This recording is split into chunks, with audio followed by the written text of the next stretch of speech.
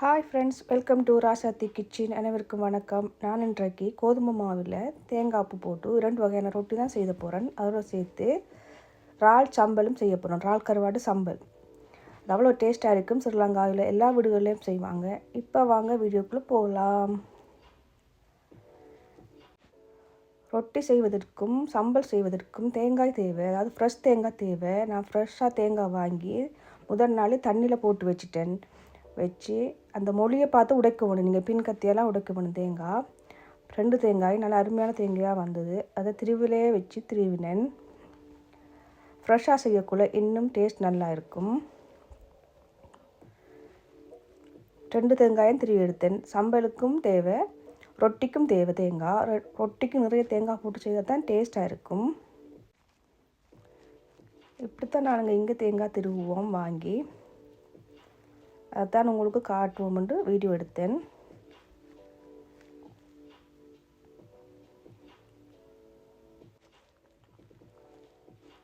இப்போ பாருங்கள், 2 தேங்காயும் திருவி எடுத்தாச்சு. என்னோட ஹஸ்பண்ட் தான் அரைவாசம் திருவினார். எனக்கு கை கொஞ்சமே இல்லாத நல்லா அவர் திருவினார். இப்போ இறால் கருவாடை நல்லா கழுவி எடுக்கணும். அதுக்கு முதல் 5 நிமிஷம் தண்ணியை ஊற்றி அப்படியே வச்சுக்கொள்ளுங்க. அதுக்கப்புறம் கழுவி எடுக்கலாம். இப்போ ரொட்டிக்கு தேவையான பொருட்களை பார்ப்போம். நான் அளவு போடையில், உங்களுக்கு தேவையான அளவுக்கு நீங்கள் எடுத்துக்கொள்ளுங்க. இப்போ தேங்காய் பூ எடுத்துருக்கிறேன். 2 வகையான ரொட்டி செய்ய போகிறேன். அதாவது தேங்காய் பூ போட்டு ஒரு ரொட்டியும், பச்சை கொச்சிக்காயும் சின்ன வெங்காயம் போட்டு இன்னொரு ரொட்டியும் செய்ய போகிறேன். முதல் பச்சை மிளகாயை குட்டி குட்டியாக அரிஞ்சிருக்கிறேன். சின்ன வெங்காயத்தையும் குட்டி குட்டியாக அரிஞ்சு கொஞ்சம் உப்பும் போட்டு தேங்காய் பூ கொஞ்சம் நிறையவே போட்டிருக்கிறேன். தேங்காய் பூ போட்டால் தான் அந்த ரொட்டி டேஸ்ட். போட்டு நல்லா மிக்ஸ் பண்ணி விடுங்க. எல்லா இடமும் மிக்ஸ் ஆகிற மாதிரி மிக்ஸ் பண்ணி விடுங்க. நல்லா மிக்ஸ் பண்ணி விட்டுட்டு கொஞ்சம் இளம் சூடான தண்ணி தான் எடுத்துருக்குறேன். எடுத்தால் கொஞ்சம் ரொட்டி சாஃப்டாக வரும். ஆனால் ஊரில் சில இளம் சூடாகவும் ஊற்றுவாங்க, சும்மா தண்ணியும் விடுவாங்க. நான் கொஞ்சம் இளம் சூடாக எடுத்துருக்குறேன், சாஃப்டாக இருக்கணுமன்றதுக்காக. இல்லாட்டி கொஞ்சம் ஹார்டாக இருக்கும். இப்படி ட்ரை பண்ணி பாருங்கள். நீங்கள் போட்டு கொஞ்சம் கொஞ்சமாக விட்டு குழைச்செடுங்க, இல்லாட்டி கூலாக போயும் ரொட்டி. இப்போ பாருங்கள், இப்போ செஞ்சு எடுத்தால் இந்த பருவத்துக்கு வர வேணும். இப்போ இதை ஒரு அரை மணி நேரம் 2யும் குழைச்சி வைக்க வேணும். அப்போ நல்லாயிருக்கும். இப்போ தேங்காய் பூ ரொட்டியும் குழைக்க போகிறேன். இப்போ மாவையும் போட்டு தேங்காய் பூவையும் போட்டு கொஞ்சம் உப்பு விட்டு, இதுக்கு ஆயிலெல்லாம் நீங்கள் விட தேவையில்லை. இந்த தேங்காய் பூவிலே ஆயில் இருக்கும். நல்லா மிக்ஸ் பண்ணி விட்டுட்டு அதே மாதிரி குழைச்சிடுங்க.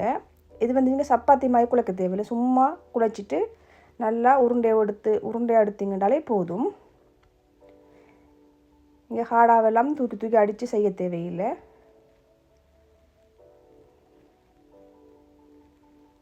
அதே மாதிரி தான் இதையும் குழைச்சி எடுத்துருக்குறேன். இப்போ நைச்சி பார்த்தீங்கன்னாலே தெரியும், நல்லா சாஃப்டாக இருக்கும். பாருங்க, நைச்சி பார்த்தீங்கன்னாலே தெரியும். இப்போ 2யும் ஒரு அரை மணி நேரத்துக்கு வச்சுருக்கிறேன். வச்சு சுட்டிங்கன்னா இன்னும் நல்லாயிருக்கும். எல்லாம் உப்பு எல்லாம் ஊறி நல்லாயிருக்கும். இப்படி வைக்கிறதால இன்னும் கொஞ்சம் சாஃப்டாகவும் இருக்கும். நீங்கள் ஆயிலெல்லாம் விட தேவையில்லை, சும்மாவே அப்படி மூடி வைங்க. இப்போ இறால் கருவாடு சம்பல் எப்படி செய்கிறேன்னு பார்ப்போம். அதுக்கு சின்ன வெங்காயம் எடுத்துருக்கிறேன். தேசிக்காய் ஒரு பாதி எடுத்துக்கிறேன். தேவையான அளவு உப்பு, காய்ந்த மிளகாயும் காஷ்மீரி சில்லியும் எடுத்துருக்கிறேன். உங்களுக்கு தேவையான அளவுக்கு எடுத்துக்கொள்ளுங்க. கருவேப்பிலை, தேங்காய், இவ்வளோ தான் தேவையான பொருட்கள்.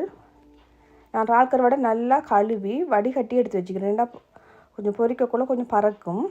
இப்போ சட்டியை வச்சு கொஞ்சம் கோகனட் ஆயில் விட்டு காய்ந்த மிளகாயை கொஞ்சம் பொரிச்செடுங்க. கொஞ்சம் லைட் ப்ரௌன் வரும் வரைக்கும் கொஞ்சம் பொரிச்செடுங்க. கருகு விடக்கூடாது.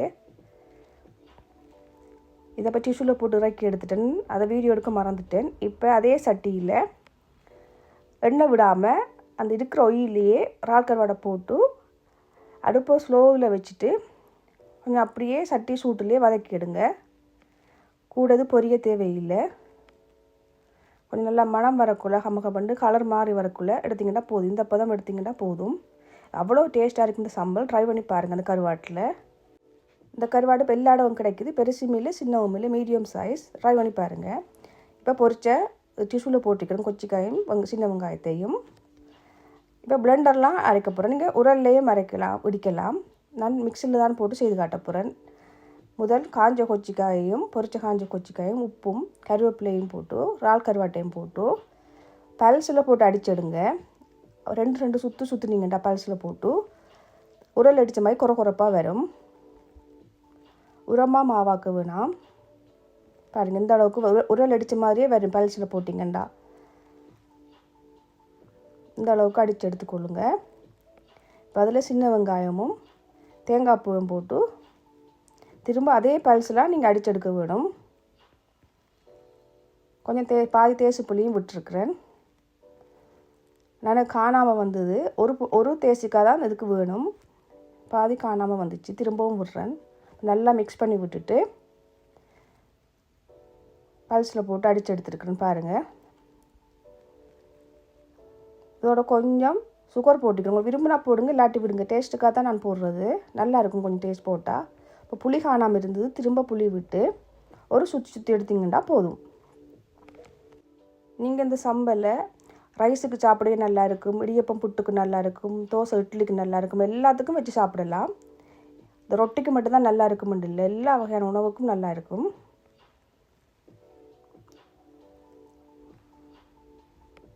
பாருங்கள், எல்லாம் மிக்ஸ் பண்ணி எடுத்தாச்சு. பிளெண்டில் போட்டு எடுத்தாச்சு. உரல் அடித்த மாதிரியே வரும் உங்களுக்கு. ஒரு பல்ஸில் போட்டு சுற்றுனீங்கண்டா சுடு சோட்டுக்கு போட்டு சாப்பிட்டீங்கன்னா அவ்வளோ டேஸ்ட்டாக இருக்கும். ட்ரை பண்ணி பாருங்கள். செவத்து கமெண்ட் பண்ணுங்கள் எப்படி இருந்துன்னு சொல்லி.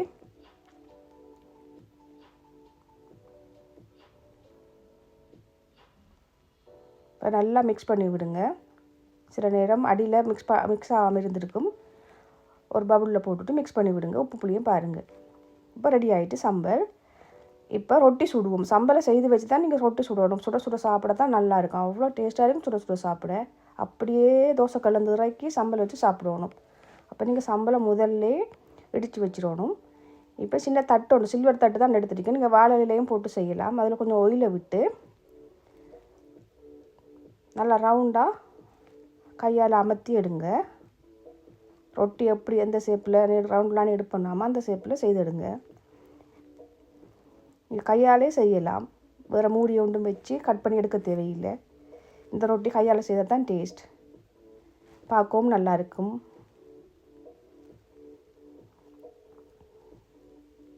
கையால் அமர்த்தி விட்டாலே உங்களுக்கு சாஃப்டாக வரும். இது சாஃப்டாக இருக்குது அந்தம்மா. இல்லை உங்களுக்கு மூடியெல்லாம் வச்சு கட் பண்ணணும்னா கட் பண்ணியும் எடுத்து செய்யலாம். பாருங்கள், நல்லா ரவுண்ட் ஷேப்பில் வந்துட்டு இதை தோசைக்கல்லில் போட்டு சுட்டெடுக்க வேணும். அப்போ அடுப்பில் தோசைக்கல்லை வச்சு மீடியம் ஹீட்டில் வச்சுக்கொள்ளுங்க. ஒரு கொஞ்சம் ஆயிலை விட்டு அப்படி எல்லா இடமும் டிஷ்யூவாலேயோ இல்லை ப்ரஷ்ஷாலேயோ அப்படி எல்லா இடம் தடவி விடுங்க. ஏன்னா ரொட்டி ஒட்டாது கல்லில். நீங்கள் நொன்ஸ்டிக்கை விட இந்த கல்லில் போட்டிங்கன்னா ரொட்டி நல்லா இருக்கும். நம்ம நாட்டில் ஊரில் அந்த நேரம் இந்த தோசைக்கல்லாம் போட்டு ரொட்டி சுடுவாங்க. இப்படி கையாலே நீங்கள் அமர்த்தி விட்டு சேப் பண்ணி விடலாம். போட்டு பண்ணி விட்டிங்கன்னா சேப்பாக வரும். இப்போ அடுத்த பக்கம் போட்டு எடுங்க. 2 பக்கம் மாறி மாறி போட்டு எடுத்திங்கண்டா சுவையான ரொட்டி ரெடி ஆயிடும். அநேகமாக நம்ம நாட்டில் காலமை உணவாகவும் எடுப்பாங்க. மழை காலத்தில் ஈவினிங்கும் சுட்டு சாப்பிடுவாங்க. தேங்காய் ரொட்டி அவ்வளோ டேஸ்ட்டாக இருக்கும். வேறு எதுவுமே தேவையில்லை, சும்மாவே சாப்பிடலாம். சம்பளம் தேவையில்லை, கறியும் தேவையில்லை, சும்மாவும் கூட சாப்பிடலாம். இல்லை தேங்காய் நிறைய போடுறது, கொச்சிக்காய் வெங்காயம் போடுறது, அப்போ அவ்வளோ டேஸ்ட்டாக இருக்கும். ட்ரை பண்ணி பாருங்கள். பார்த்துட்டு எனக்கு கமெண்ட் பண்ணுங்கள்.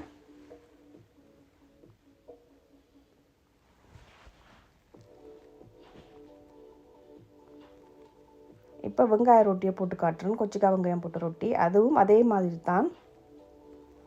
கொஞ்சம் தட்டில் ஆயிலை விட்டுட்டு நல்லா உருண்டை பிடிச்சி எடுத்துட்டு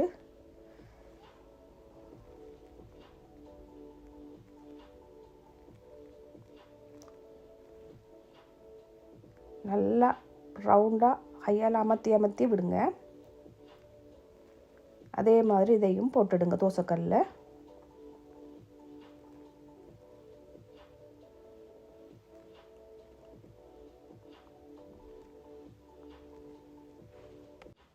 அதே மாதிரி போட்டு 2 பக்கம் மாறி மாறி போட்டு எடுத்திங்கடா ரொட்டி ரெடி ஆகிடும்.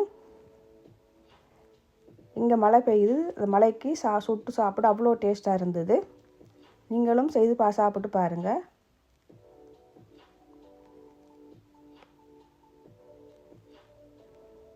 அதில் நிறம் மாறி வரும். இந்த நேரம் பிரட்டி போடுங்க. மற்ற பக்கம் போட்டுட்டு இப்படி அதில் அமர்த்தி விட்டீங்கன்னு சொன்னால் உள்ளுக்கு நல்லா அவிஞ்சு வரும்.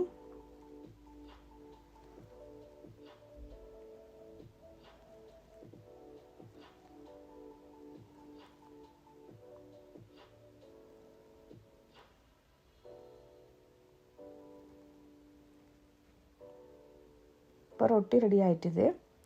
இப்போ எல்லா ரொட்டியும் சுட்டெடுத்தாச்சு. உங்களுக்கு மாவை வச்சு மிஞ்சிருச்சுன்னு சொன்னால் நீங்கள் நைட்டும் சுட்டெடுக்கலாம்.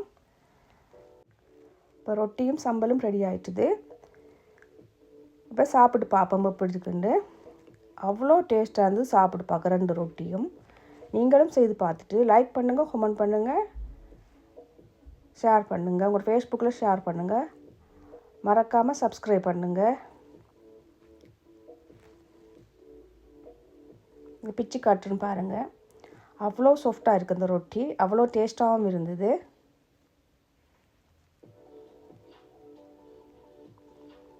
இந்த சம்பல் அவ்வளோ டேஸ்ட்டாக இருந்தது. செய்து பார்த்துட்டு கமெண்ட் பண்ணுங்கள். நன்றி, வணக்கம். அடுத்த வீடியோவில் சந்திப்போம்.